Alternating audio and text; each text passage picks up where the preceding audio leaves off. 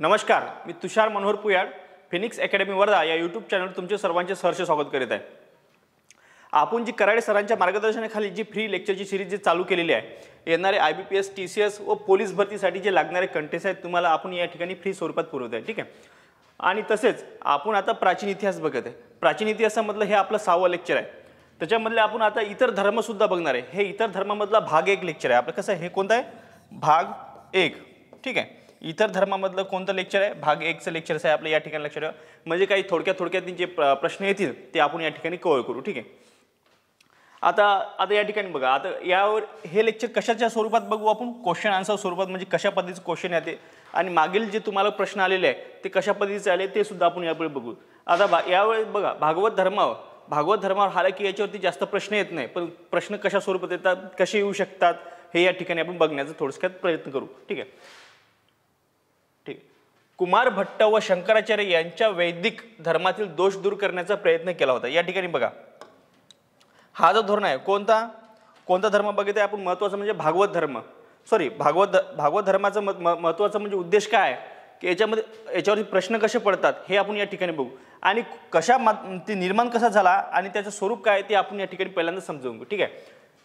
दिसत नसेल, 1 मिनिट थोडंसं मोठं करतो याला।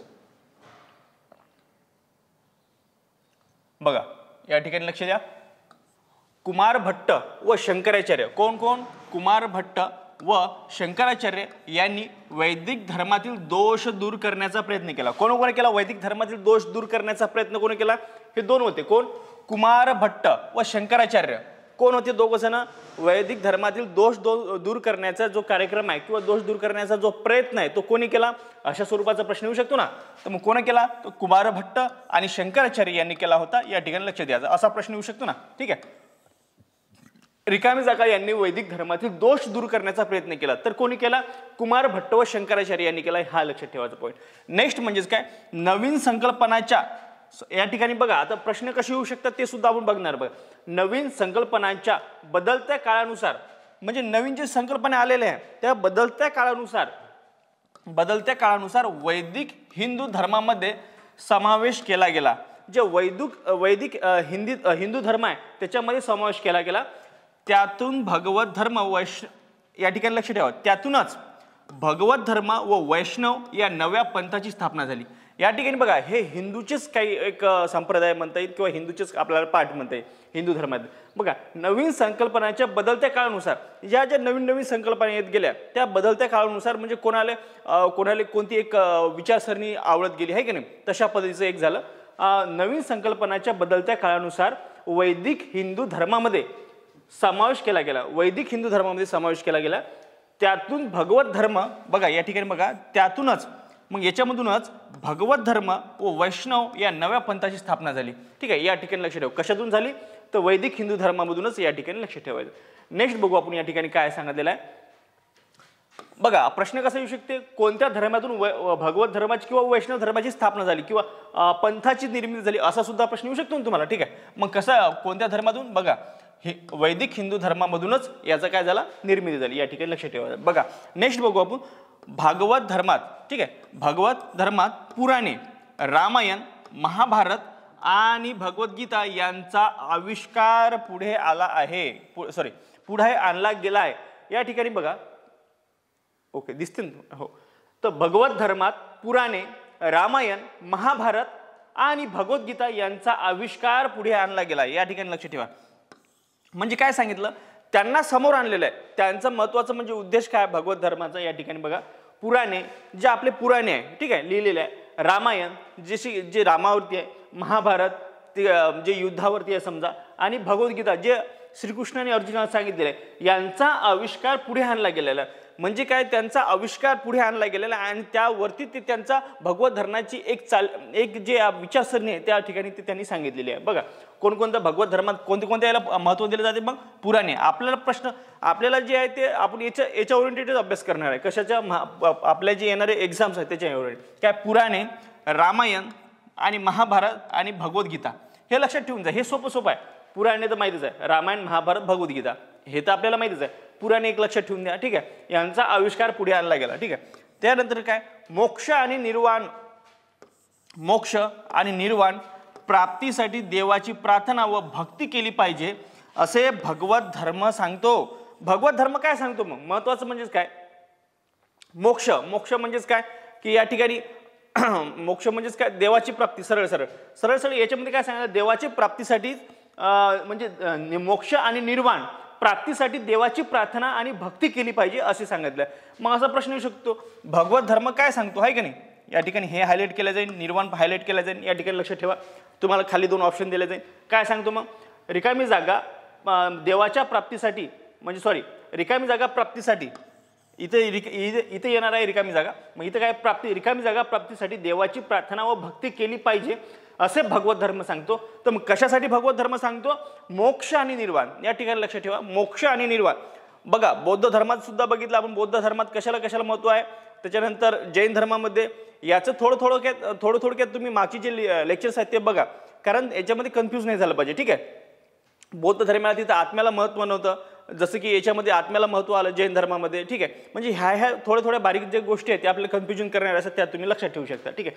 नेक्स्ट म्हणजेच काय? या ठिकाणी बघा, विष्णू हा भगवत धर्मातील श्रेष्ठ देव आहे. या ठिकाणी लक्षात ठेवा, हा महत्वाचा पॉईंट. यावरती प्रश्न आलेला आहे.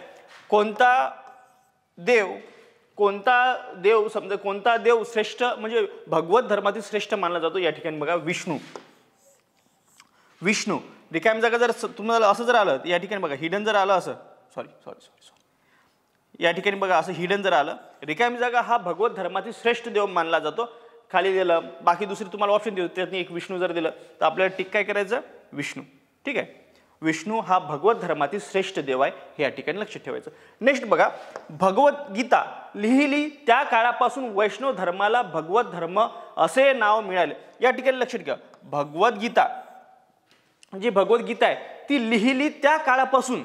भगवद्गीता लिहिली, या ठिकाणी लक्षात घ्या. भगवद्गीता आता ते कधी लिहिली, काय लिहिली याचा उल्लेख आज आपल्याला माहितच नाही. ठीक आहे. तो आपला उद्देशही नाही कधी जाणून घेणं, कारण तो परीक्षा आपण ओरिएंटेडच अभ्यास करत आहे.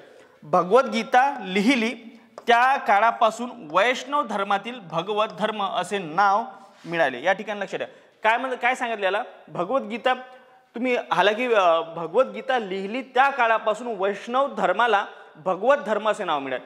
ज्या वेळेस भगवद्गीता लिहिली गेली, ठीक आहे, एक ते काय सांगते, ज्या वेळेस भगवद्गीता लिहिली गेली त्याच काळापासून वैष्णव जे धर्म असतं, जो वैष्णव धर्म आहे, वैष्णव धर्माला भगवत धर्म म्हणजे भगवत धर्माला आधी कोणते नाव होते असं मला सांगायचं आहे तुम्हाला. बघा या ठिकाणी बघा, भगवत धर्माला मग पहिले कोणतं? वैष्णव धर्म किंवा वैष्णव पंथ असे म्हणले जाते. ठीक आहे. काय बघा, ज्या वेळेस मग भगवद्गीता लिहिली गेली त्या काळापासून जे वैष्णव धर्म आहे त्यालाच मग त्याला काय म्हणलं जाते? भगवत. या नावात नाही बघा तुम्ही, भगवत म्हणजे ते हे नाही काय आपल्या याच्यातनी बघा हिंदू धर्मातनी भागवत कथा असते. ठीक आहे, तशा पद्धतीचं आहे. हे बघा याच्यातनीच नाव आहे भगवद्गीता, त्याच्यानंतर महाभारत, म्हणजे असं ते तयार करून ते नाव तयार झालेलं. बघा वैष्णव धर्मालाच त्यानंतर काय म्हटलं जाते? मग कधी तर भगवद्गीता लिहिली त्याच्यानंतर काय म्हटलं जाते? भगवत धर्म म्हणलं जाते. भगवत धर्म म्हणजे कशाशी? सर्वांशी हे भगवद्गीतेला मानणारे आहे समजा. या ठिकाणी असे लक्षात ठेवायचं तुम्ही. ओके. नेक्स्ट असे नाव मिळाले.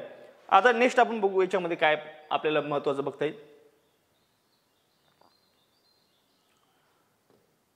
बघा या ठिकाणी बघा, श्रीमद भगवद्गीता हा भगवत धर्माचा पवित्र ग्रंथ मानला जातो. बघा यावरूनच नाव आपल्या लक्षात ठेवावं. काय भगवत जे धर्म आहे यामध्ये काय महत्वाचं म्हणजे भगवद्गीतेला सर्वात जास्त महत्व दिलेलं आहे. या ठिकाणी असं आपल्याला लक्षात येते, श्रीमद भगवद्गीता हा भगवत धर्माचा पवित्र धर्मग्रंथ मानला जातो. कशाचा मानला जातो? तर भगवत धर्माचा. ऍक्च्युअली त्याच्या नावामध्येच दडलेलं आहे आपल्याला. ठीक आहे. या ठिकाणी असं लक्षात ठेवायचं आहे की भगवत धर्म कशाचा? भगवद्गीता हे भगवत धर्माचा पवित्र ग्रंथ मानला जातो. किंवा भगवत धर्माचा पवित्र ग्रंथ कोणता असा जरी प्रश्न आला तुम्हाला उलट, तर भगवद्गीता हा आपल्याला म्हणजे ऑप्शन टिक करता आला पाहिजे. नेक्स्ट ओके, गीतेत जीवन, आत्मा, मृत्यू, कर्म, पुनर्जन्म, भक्ती या गोष्टी सांगितल्या आहेत. या ठिकाणी बघा तुम्ही जर गीता वाचली असेल, गीता हालाकी सर्वांनी वाचली पाहिजे, त्या आपल्यासाठी खूप चांगली आहे. किंवा कोणतेही तुमचं धर्मपुस्तक असलं ते वाचलं पाहिजे. गीतेत जीवन, गीतेतनी काय सांगितलं मग बघा या ठिकाणी जीवन, त्या ठिकाणी बघा तुम्ही त्याच्यावर पेजवर पहिल्यांदा जर त्याची जर पहिले 10-12 पेज जर बघितले त्याच्यामध्ये कलरफुल पेज आहे, त्याच्यामध्ये एक पॅटर्न दिलेलं आहे असं. ठीक आहे. माणूस जन्मापासून तर मृत्यूपर्यंत त्याच्यामध्ये तसं सांगितलेलं आहे, जीवन, आत्मा, मृत्यू, कर्म, पुनर्जन्म, भक्ती या गोष्टी या ठिकाणी सांगितल्या आहे. कर्मण्यवाधिकारस्ते मा फलेषु कदाचन, त्याच्यामधलाच हा तो श्लोक आहे गीतेमधला. म्हणजे याच्यामध्ये काय सांगितलेलं आहे की तुम्ही कर्मावरती भर दिलेला आहे. याच्यामध्ये सुद्धा गीतेमध्ये तसंच सांगितलेलं आहे. म्हणजे याच्यामध्ये जीवन, आपल्याला परीक्षा ओरिएंटेड आपण अभ्यास करू की जीवन, आत्मा, मृत्यू. बघा या ठिकाणी बौद्ध धर्मामध्ये आत्म्याला महत्त्व नव्हतं सांगितलं, ठीक आहे. हालाकी जैन धर्मामध्ये सुद्धा सांगितलं आणि हिंदू धर्मामध्ये म्हणजे भगवत धर्माचं आपण बघितलंय, तर भगवत धर्मामध्ये सुद्धा आत्म्याला महत्त्व आहे, या ठिकाणी लक्ष ठेवायचं. आणि त्या ठिकाणी काय पुनर्जन्माला महत्त्व होतं कशामध्ये, जैन धर्मामध्ये विषयी सांग थोडक्यात, ठीक आहे. जे आपण बघितलं त्याच्यामध्ये काय सांगितलं, आत्मा प्लस पुनर्जन्म आहे का नाही, पुनर्जन्म याला महत्व होतं कशामध्ये, जैन धर्मामध्ये, या ठिकाणी लक्ष ठेवायचं. आणि आपल्या याच्यामध्ये कशाला महत्व होतं, या ठिकाणी बघा ते म्हणजे आपली याला प्राप्ती म्हणजे सर्वात मोठी काय बौद्ध धर्मामध्ये ते काय म्हणता त्याला, तो एक शब्द पर्टिक्युलरली मला आठवत नाही, नंतर आल्यामुळे सांगेन, ठीक आहे. या ठिकाणी बघा जीवन, आत्मा, मृत्यू, कर्म, पुनर्जन्म, भक्ती या गोष्टी या ठिकाणी सांगितलेल्या आहे. काय सांगितलेल्या आहे या गोष्टी या ठिकाणी कशामध्ये सांगितलेल्या, भगवद्गीतेत सांगितलेल्या आहे. या ठिकाणी लक्ष द्या. आता नेक्स्ट पॉईंट बघू. वेद काळात मूर्तीपूजेवर विश्वास नव्हता.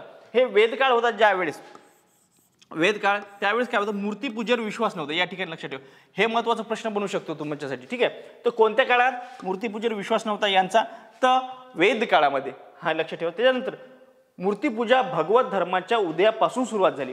मग या मूर्तीपूजेची सुरुवात कुठून झाली, पहिल्यांदा हे जे समजा आपण याच्यामध्ये बघा याला भगवत धर्मालाच पहिले वैष्णव धर्म म्हणत होते, ठीक आहे. या ठिकाणी हे लक्षात ठेवायचं पॉईंट. आणि बघा वेद काळात मूर्तीपूजेवर विश्वास नव्हता, कोणता, भगवत धर्माचा जो आहे पहिला, ठीक आहे. या ठिकाणी लक्षात ठेवा, भगवत धर्माचं चालू आहे आपलं या ठिकाणी. भगवत धर्माचा कधी वेद काळात मूर्तीपूजेवर विश्वास नव्हता, हे या ठिकाणी लक्ष ठेवायचं. नेक्स्ट बघू आपण, मूर्तीपूजा भगवत धर्माच्या उदयापासून सुरुवात झाली. या ठिकाणी लक्ष ठेवा. पहिलेच त्याला काय म्हणत होतो आपण, भगवत धर्माला या ठिकाणी बघा काय म्हणत होतो, वैष्णव धर्म, ठीक आहे. मग याच्या आधी याला काय म्हणू आपण, वैष्णव धर्म सुद्धा असे ऑब्लिक मध्ये टाकू, ठीक आहे, म्हणजे तुमच्या लक्षात राहायचं, ठीक आहे. आता या ठिकाणी पॉईंट बघा काय सांगितलेलं आहे, वेद काळात मूर्तीपूजेवर विश्वास नव्हता, कोणाचा, भगवत धर्म किंवा वैष्णव धर्म, ठीक आहे. मूर्तीपूजा भगवत धर्माच्या उदयापासून सुरुवात झाली. या ठिकाणी लक्ष ठेवा. म्हणजे त्यावेळेस काय असं वैष्णव धर्म अस्तित्वात असं, ठीक आहे. म्हणजे त्यावेळेस भगवद्गीता अस्तित्वात आली होती का, नाही. मग त्याच्या आधी वैष्णव धर्म ज्यावेळेस होता त्यावेळेस मग वेद काळात त्याला काय म्हणू आपण, वेद काळ म्हणू. ज्यावेळेस वैष्णव धर्म अस्तित्वात होता त्यावेळेस त्याला काय म्हणू आपण, वेद काळ म्हणू. आणि वेद काळात मूर्तीपूजेवर विश्वास होता का, नाही. त्यावेळेस मूर्तीपूजा ही केली जात नव्हती. आणि आता बघा, आणि मूर्तीपूजा कधी चालू केली, तर मूर्तीपूजा भगवत धर्माच्या उदयापासून सुरुवात झाली. ज्या वेळेस भगवद्गीता लिहिली गेली त्याचा उदयाचा काळ, आणि त्यावेळेसच भगवत धर्माचा उदय झाला. आणि त्यावेळेसपासून मूर्तीपूजा ही भगवत धर्मामध्ये आचरणात आणली गेली. या ठिकाणी लक्ष ठेवा, म्हणजे सुरुवात झाली किंवा उदय झाली, हे या ठिकाणी पॉईंट लक्षात ठेवायचं. नेक्स्ट बघा, विष्णूची पत्नी लक्ष्मी. या ठिकाणी लक्ष ठेवा. बघा, नाही तर भगवत धर्मावरून तुम्ही आपला श्रीकृष्णाला तुम्ही त्या ठिकाणी श्रेष्ठ देव मान, या ठिकाणी बघा विष्णू या ठिकाणी देव दिलेला आहे, ठीक आहे. विष्णूची पत्नी लक्ष्मी ही समृद्धी व संपत्तीची देवता आहे, अशी या ठिकाणी भगवत धर्मामध्ये मान्यता आहे, ठीक आहे. मान्यता आहे किंवा त्यांना मान्यता मानली जाते. या ठिकाणी काय, विष्णूची पत्नी कोण विष्णूची पत्नी, या ठिकाणी लक्षात ठेवा, लक्ष्मी. विष्णूची पत्नी लक्ष्मी ही समृद्धी, काय, समृद्धी व संपत्ती. समृद्धी म्हणजेच काय, भरभराटून देणारी, म्हणजे समृद्धी म्हणजेच काय, भरभराट असणारी आपल्या घरात.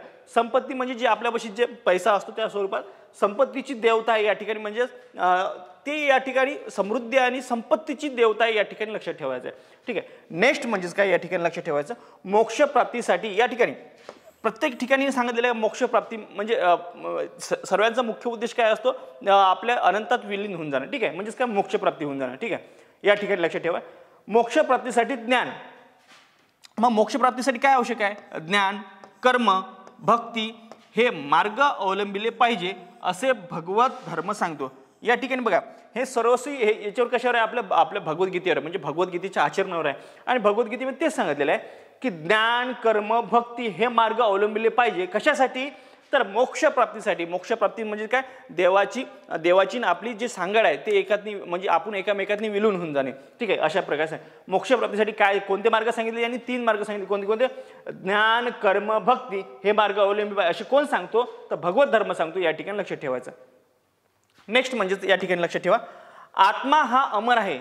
मग यांनी काय सांगितलेलं, आत्मा हा कसा आहे, अमर आहे व तो विश्वाचा एक भाग आहे, ही मान्यता आहे. या ठिकाणी बघा, या ठिकाणी काय सांगितलं, आत्मा हा कसा आहे तर अमर आहे. या भगवत धर्मामध्ये सांगितलेलं आहे, ठीक आहे. आत्मा हा कसा आहे, अमर आहे, ठीक आहे. आत्मा अमर आहे व तो विश्वाचा एक भाग आहे. आणि या ठिकाणी तो सांगितलं जे आपलं समजा पूर्ण विश्व आहे, तर विश्वाचा एक काय, आत्मा एक हा भाग आहे, ठीक आहे, भाग आहे. ही मान्यता भगवत धर्मामध्ये या ठिकाणी लक्ष ठेवायचं आहे. नेक्स्ट बघू या ठिकाणी काय सांगितलेलं आहे, ठीक आहे. म्हणजे भगवत धर्माविषयी जे समजा आपण प्रश्न येऊ शकतो किंवा जे महत्त्वाचे पॉईंट आहे, ठीक आहे. हालाकी त्याच्यावर IBPS TCS एवढा भर देत नाही, पण त्याच्यावर जी महत्त्वाचे जे पॉईंट्स होते या ठिकाणी मी तुम्हाला सांगण्याचा प्रयत्न केला. आता या ठिकाणी बघा आपण काय बघणार आहे, शैव धर्म बघू, ठीक आहे. शैव धर्म म्हणजे थोडक्यात आपण जे भगवत धर्म झाला, आता शैव धर्म जे थोडक्यात जे थोडे समजा जे धर्म आहे, जे पंथ आहे समजा जे पडलेले आहे, ठीक आहे, ते आपण या ठिकाणी कव्हर करू. आता बघा शैव धर्माविषयी काय बघू आपण. बघा शैव धर्म, आता शैव धर्मावरून आपल्याला काय लक्षात येते, शिव या देवाची पूजा करणारे लोक म्हणजेच काय शैव धर्मीय होय. या ठिकाणी लक्षात ठेवायचं. ओके बघा शिव, आता या ठिकाणीच लक्षात आपण नावावरूनच, आता जसं की भगवत धर्म भगवद्गीतेवर आधारित होता, अशा पद्धतीचं आपण कोरिलेट करू शकतो, ठीक आहे. शिव या देवाची पूजा करणारे जे शिव आहे, ठीक आहे, शिव या देवाची पूजा करणारे जे लोक आहे म्हणजेच काय शैव धर्मीय होय. या ठिकाणी जे शिवाला मानतात, ते जे शिवाची पूजा करतात, जे त्याच्यावरची सर्वस्व सोपवितात, ते काय त्या देवाची पूजा करणारे लोक म्हणजेच काय शैव धर्मीय लोक, असे या ठिकाणी लक्ष ठेवायचं. वेद उपनिषद या ठिकाणी लक्षात ठेवा. आता बघा हा दुसरा पॉईंट आहे या ठिकाणी, वेद उपनिषद यामध्ये शिवाचा उल्लेख खालील नावाने केलेला आहे. जे वेद आहे आणि उपनिषद जे समजा आपल्याला वेद आणि उपनिषद दिलेले आहे, त्याच्यामध्ये जे शिवचा उल्लेख आहे, शिव म्हणजेच काय शंकरजी, ठीक आहे, आपण असं म्हणतो शंकरजी, की त्यांचा उल्लेख याच्यामध्ये खालील नावाने केलेलं आहे. या ठिकाणी लक्षात ठेवायचं. कोणकोणते नाव या ठिकाणी लक्षात ठेवा, यावरती प्रश्न आलेला आहे बरं, त्याच्यासाठीच घेतलेला आहे मी इथे पॉईंट. कोणत्या नावाने उल्लेख झालेला आहे, शंकर आपल्याला माहितीच आहे, शिव म्हणजे शंकर, आपण तर सर्वांना जनरली माहिती आहे. त्याच्यानंतर आपण त्याला शिव म्हणतो, दुसरं नाव काय शिव म्हणतो. नेक्स्ट म्हणजे काय रुद्र शिव म्हणतो त्याला. चौथं नाव काय म्हणतो आपण त्याला, पशुपत आपण पशुपत जे मूर्त जे सापडली आपण बघितलं सिंधू संस्कृतीमध्ये पशुपताची मूर्त सापडली, ठीक आहे. त्यावरून आपल्या लक्षात येते की बुवा त्यावेळेस जे लोक होते ते समजा मूर्तीपूजक होते, हे आपल्याला माहीत पडते, ठीक आहे. पशुपतीची ज्या वेळेस मूर्ती सापडली, हे सुद्धा आपण लक्षात ठेवायचं. काय काय बघा, शंकर, शिव, रुद्रशिव, पशुपत असं लक्षात ठेवा. नेक्स्ट म्हणजे कपिलेश्वर पाचवं नाव, आणि 6वं नाव काय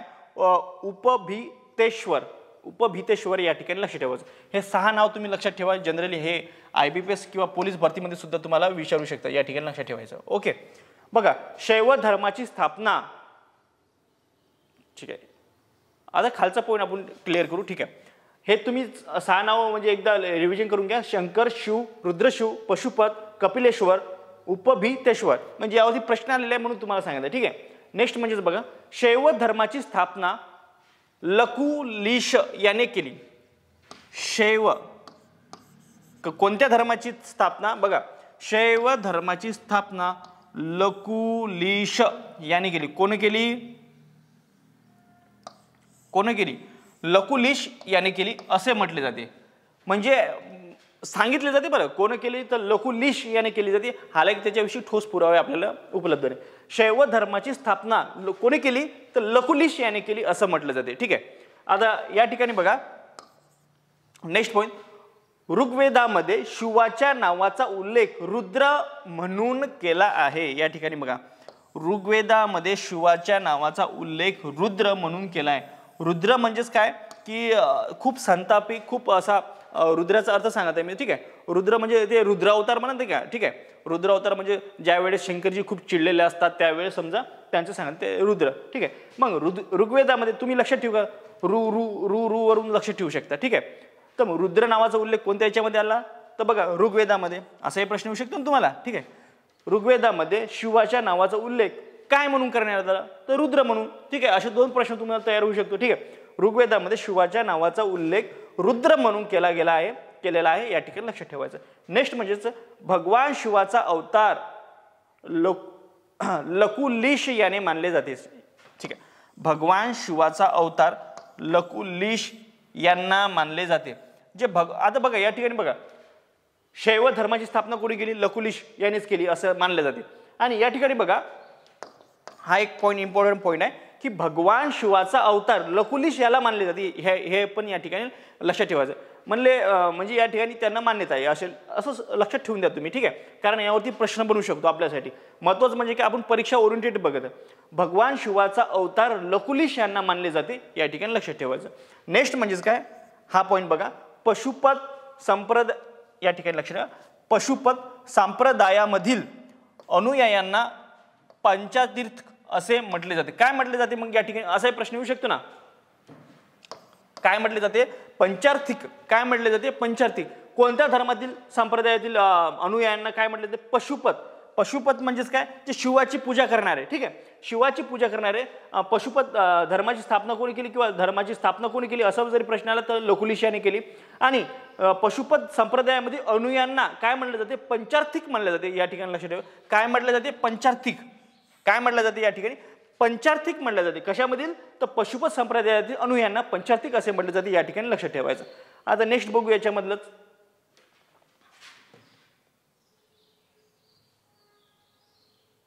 ओके, आता कर्नाटकात बघू थोडक्यात. आपण समजा जे काही थोडक्यात जे माहिती आहे आपल्याला, जे परीक्षा ओरिएंटेड आहे ते, की कर्नाटकात श्री बसवेश्वर यांनी स्थापना केलेली आहे. ठीक आहे, कर्नाटकात श्री बसवेश्वर यांनी त्याची स्थापना केलेली आहे. कर्नाटकात जी स्थापना केली ती कोणी केलेली आहे, श्री बसवेश्वर यांनी स्थापना केली आहे. नेक्स्ट म्हणजे काय, वीरशैव धर्म हा शैव धर्माचेच एक रूप आहे. जे वीरशैव धर्म आहे, ते काय शैव धर्माचेच एक रूप आहे. म्हणजे शैव धर्माचेच म्हणजे रूप म्हणजेच काय, की त्याचाच एक संप्रदाय असं म्हणलं सुद्धा जाते. ठीक आहे, कोण, वीरशैव. शैव धर्म बघा या ठिकाणी लक्षात ठेवा. आता वीर जर काढल्यावर आपण शैव धर्म राहील, म्हणजे त्याच्या आधी फक्त वीर लावलेला आहे. म्हणजे वीरशैव धर्म हा शैव धर्माचाच एक रूप आहे, या ठिकाणी असं आपल्याला लक्षात ठेवता येईल. कर्नाटकात या ठिकाणी लक्षात महत्त्वाचं म्हणजे कर्नाटकात श्री बसवेश्वर यांनी त्याची स्थापना केली. कोणत्या, शैव धर्माची. ठीक आहे, शैव धर्माची, या ठिकाणी लक्षात ठेवायचं. नेक्स्ट म्हणजे काय, अथर्ववेदात शिवाला महादेव म्हटलेले आहे. जे अथर्ववेद आहे, ठीक आहे, अथर्ववेदात शिवाला काय म्हटलेलं आहे, या ठिकाणी बघा राजनीतीचा ग्रंथ सुद्धा याच्यात आपण बघितलं होतं ना, राजनीती सुद्धा याच्यामध्ये दिलेली आहे. ठीक आहे, या ठिकाणी लक्षात ठेवायचं. नेक्स्ट म्हणजेच काय, अथर्ववेदात शिवाला महादेव असे म्हटलेले आहे. मग या ठिकाणी बघा ऋग्वेदामध्ये काय, रुद्र म्हणून नावाने ओळखले जाते. आणि अथर्ववेदामध्ये काय, शिवाला काय म्हटलं जाते, मग महादेव असे म्हटले जाते. या ठिकाणी लक्षात ठेवायचं. हे पॉईंट आपल्याला लक्षात ठेवायचं की जेणेकरून आपला जो प्रश्न आहे तो आपला सुटला नाही पाहिजे. नेक्स्ट काय मग, की शैव धर्मात लिंग पूजा महत्वाची मानली जाते. शैव धर्मात जे शैव धर्म आहे, ठीक आहे, शैव धर्मात जर तुम्ही पाहण्यात जर आले असेल तर त्यांच्या गळ्यामध्ये एक छोटीशी महादेवाची पिंड्यासारखं एक त्यांच्या गळ्यामध्येच लटकून आहे. म्हणजे ते काय, त्यांचं हे काय असते मान्यता त्यांच्या धर्मामध्ये, जी लिंगपूजा असते ती केली जाते. लिंगपूजा असं म्हणजे काय, ते महादेवाची जी पिंड असते त्याची पूजा आपण सर्व जास्त, ठीक आहे, अशी मानली जाते. म्हणजे काय, शैव धर्मामध्ये लिंगपूजा महत्वाची मानली जाते, या ठिकाणी लक्षात ठेवायचं. नेक्स्ट म्हणजे काय, शिवलिंग हे या ठिकाणी बघा, जे आपण जे म्हणजे ते जे त्यांच्या गळ्यामध्ये असते ते शिवलिंगच असतात. ठीक आहे, शिवलिंग हे विश्वनिर्मितीचे कारण असून त्याची, या ठिकाणी बघा शैव धर्माची मान्यता काय, मग या ठिकाणी त्यांचे विचार काय बघा, शिवलिंग हे विश्वनिर्मितीचे कारण असून त्याची मनापासून पूजा करून मोक्षप्राप्ती मिळवावी असा शैव धर्माचा संदेश आहे. मग शैव धर्माचा संदेश काय बघा, या ठिकाणी शिवलिंग हे काय विश्वनिर्मितीचे कारण असून त्यांचं म्हणणं काय, जे आपल्या विश्वाची जी निर्मिती आहे ते आपल्या त्या शिवलिंगापासून झालेली आहे असं त्यांचं म्हणणं आहे. त्याच्या मनापासून त्या शिवलिंगाची मनापासून पूजा करून मोक्षप्राप्ती मिळवावी असा शैव धर्माचा संदेश आहे. हे या ठिकाणी लक्षात ठेवलं पाहिजे. नेक्स्ट काय म्हणजे या ठिकाणी बघा, लिंगपूजनाचे वर्णन मत्स्य पुराणात आहेत. या ठिकाणी लक्षात ठेवा. अशा हा प्रश्न तुम्हाला डेफिनेटली येणार आहे की बघा, लिंगपूजेचे वर्णन कोणत्या पुराणात हा म्हणजे आलेला सुद्धा आहे, PYQ सुद्धा आहे. तो कोणत्या पुराणात? तर मत्स्य पुराणात आहे. या ठिकाणी लक्षात ठेवायचं. कोणत्या पुराणात? मत्स्य पुराणात या ठिकाणी लक्षात ठेवायचं. लिंगपूजेचे वर्णन कोणत्या पुराणामध्ये सांगितलेलं असं जर प्रश्न आला तर या ठिकाणी मत्स्य पुराण हे तुमचं उत्तर आहे. ठीक आहे. तर मत्स्य पुराणामध्ये या ठिकाणी मग कोणत्याच वर्णन आलेलं आहे असं उलटा प्रश्न येऊ शकतो. तर लिंगपूजेचे वर्णन सुद्धा आलेले आहे. पण हालाकी तसा प्रश्न बनणार नाही, कारण मत्स्य पुराणामध्ये बरेच वर्णन आलेले आहे. ठीक आहे. तर मग असं लिंगपूजेचे वर्णन कोणत्या पुराणामध्ये आले तर मत्स्य पुराण असा तुमचा प्रश्न बनू शकतो. ठीक आहे. नेक्स्ट आपण आता वैष्णव धर्म बघू. ठीक आहे. ज्याच्यापासून आपल्या भगवत धर्माची निर्मिती झाली. ठीक आहे. आता बघा, वैष्णव धर्माचा विकास भगवत धर्मापासून झालेला आहे.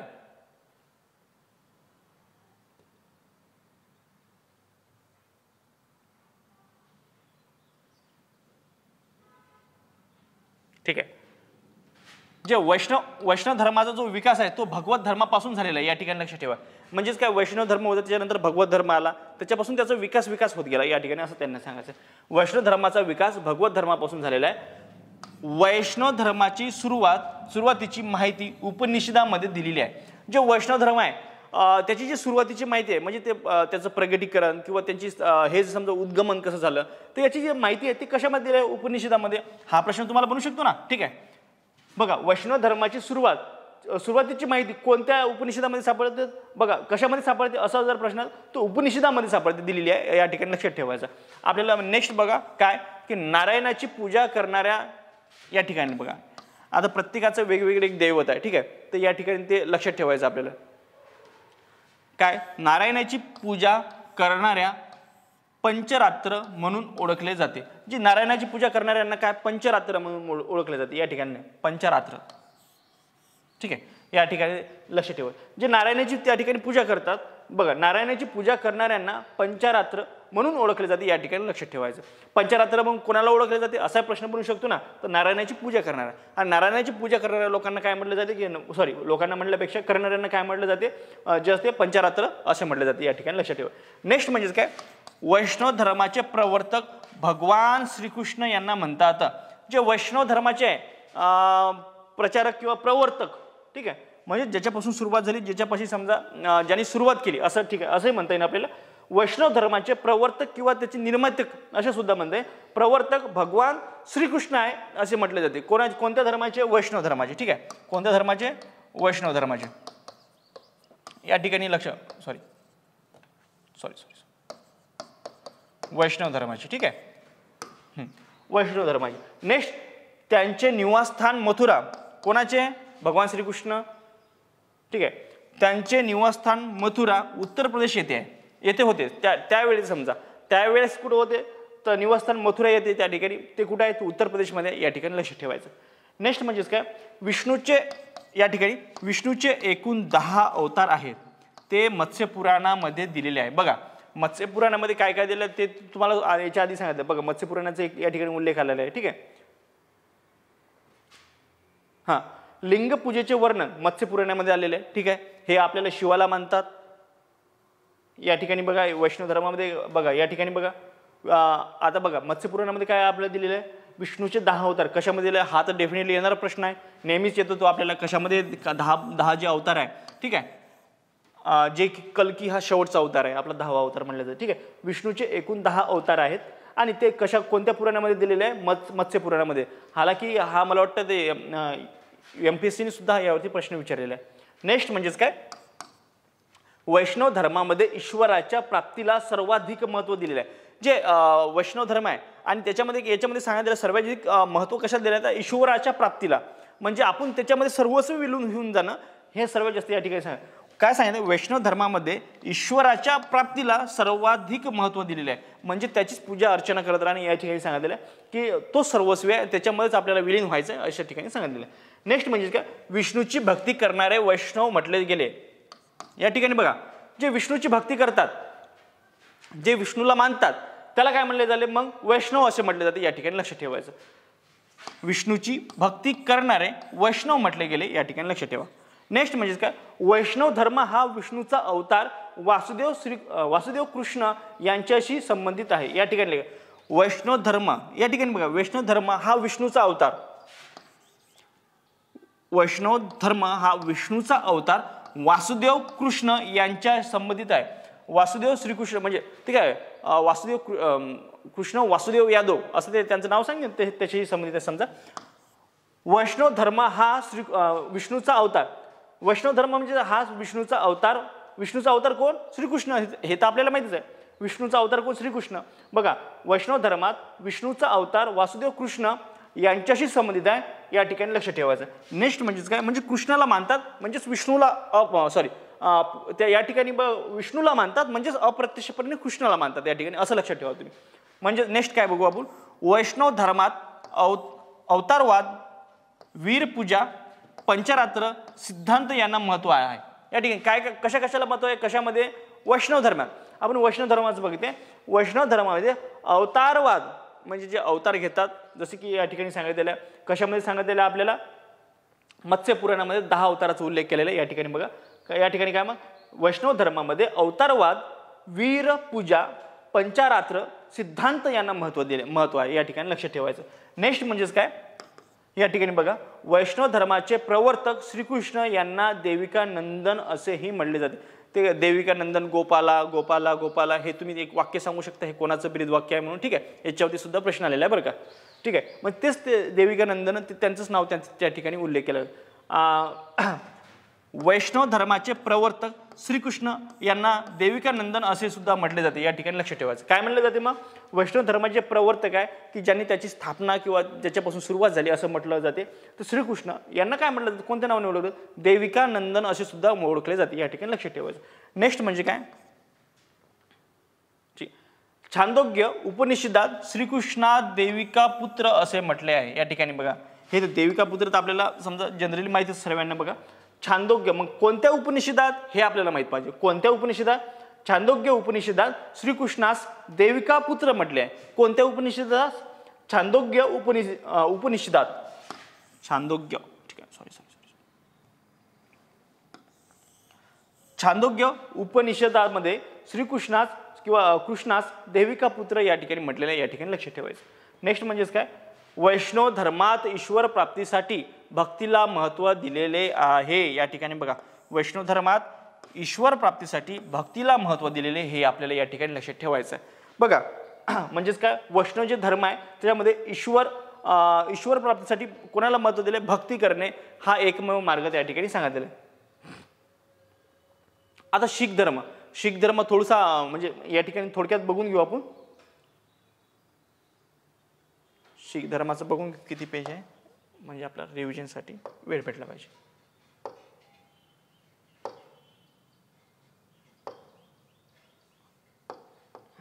बरं, आपण थोडक्यात या ठिकाणी रिव्हिजन करून घेऊ, नाही तर लेक्चर थोडं लंब झालं तर मग थोडा प्रॉब्लेम जातो. ठीक आहे,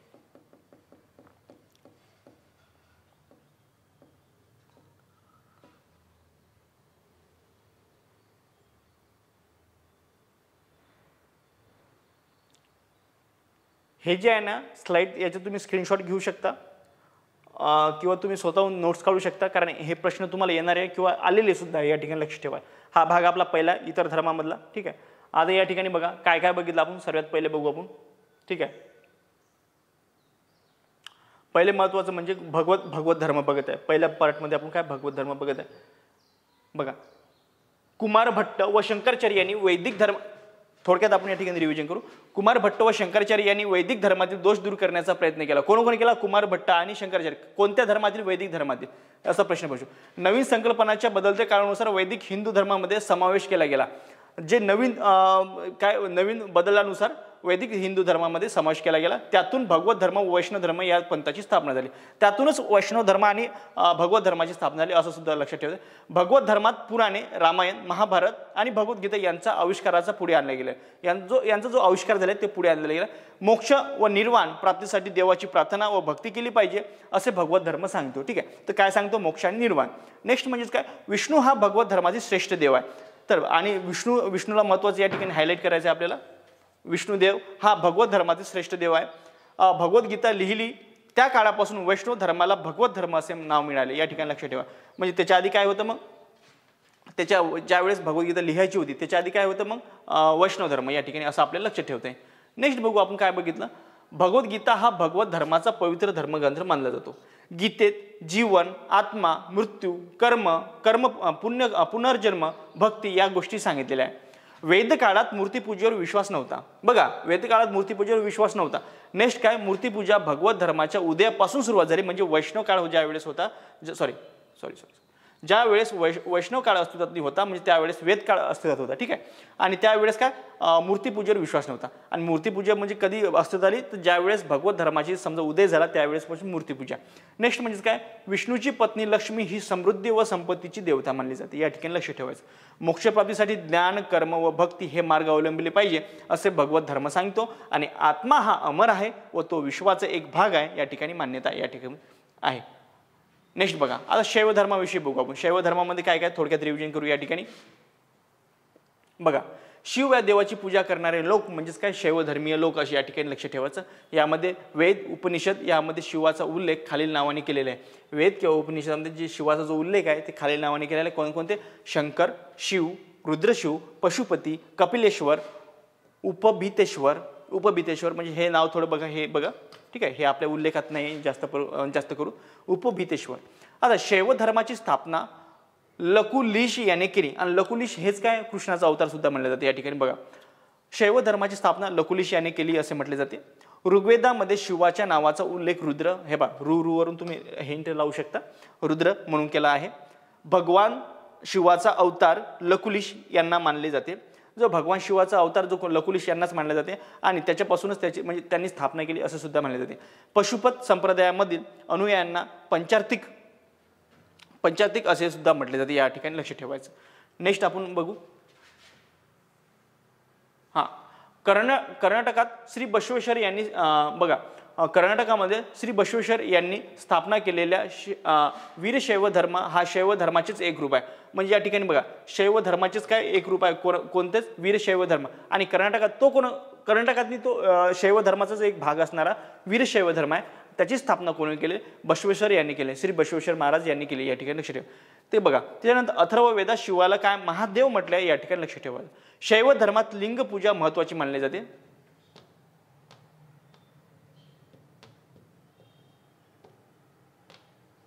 बघा, या ठिकाणी बघा, शिवधर्मात लिंगपूजा महत्वाची मानली जाते किंवा मानली आहे. त्याच्यानंतर शिवलिंग हे विश्वनिर्मितीचे कारण असून या ठिकाणी बघा, त्याची मनापासून पूजा करून मोक्षप्राप्ती मिळवावी असे शिवधर्म संदेश देत आहे. नेक्स्ट लिंग पूजनाचे वर्णन मत्स्यपुराणात आहे. या ठिकाणी हे सुद्धा सांगितलं आहे. नेक्स्ट काय बघितलं आपण, वैष्णव धर्म बघितलं. वैष्णव धर्माविषयी थोडक्यात माहिती बघू आपण. ठीक आहे.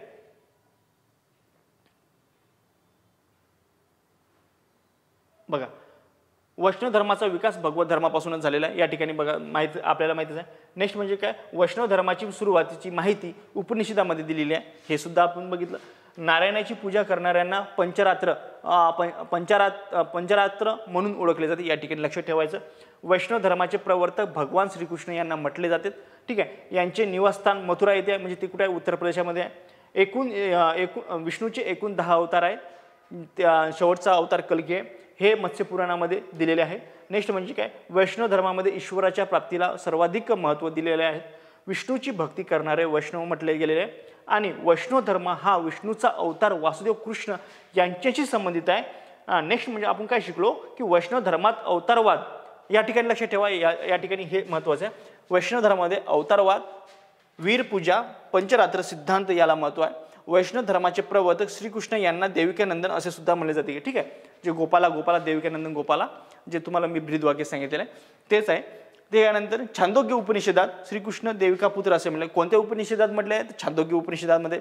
नेक्स्ट म्हणजे काय, वैष्णव धर्मात ईश्वर प्राप्तीसाठी भक्तीला महत्त्व दिलेले आहे. या ठिकाणी बघा, या ठिकाणी आपण हे बघितलं. नेक्स्ट म्हणजे आपण येणारे जे पार्ट आहे, समजा येणारा जो आपला सेकंड पार्ट आहे, आपण त्या शीख धर्म बघू आपण. ठीक आहे. ठीक आहे. या ठिकाणी लक्ष ठेवायचं. हे भाग 2 राहील आपला या ठिकाणी, कारण हा जर लंबा केला तर हा खूप मोठा होऊन जाईल. ठीक आहे. थोडक्यात आपण म्हणजे काय, म्हणजे जसं आहे की तुम्हाला पण बोर नाही झालं पाहिजे या ठिकाणी, त्याच्यामुळे आपण याचे पार्ट पाडत नाही. ठीक आहे. आता शीख धर्माचा जो आहे याच्यापासून जे आणखी 2-3 धर्म आहे ते आपण या ठिकाणी बघणार आहे. ठीक आहे. तर मी या ठिकाणी इथेच थांबतो. तुम्हाला जर हालाकी याच्यामध्ये जर काही सुधारणा सुचवायची असेल तुम्ही सुचवू शकता कमेंट बॉक्समध्ये. तुम्हाला लेक्चर जर आवडलं असेल नक्की लाईक करा. आणि तसंच की आपण हे जे काय म्हणते कंबाईनची जी एक्झाम आहे त्याविषयी आपण आपले जे लेक्चर्स आहे ते या यूट्यूब चॅनलवर टाकले, तुम्हाला नक्कीच आवडेल, ते बघून घ्या एक वेळेस आणि तुमची स्ट्रॅटेजी तुम्ही बनवू शकता. ठीक आहे, तर मी या ठिकाणी इथेच थांबतो. जय हिंद, जय महाराष्ट्र, धन्यवाद.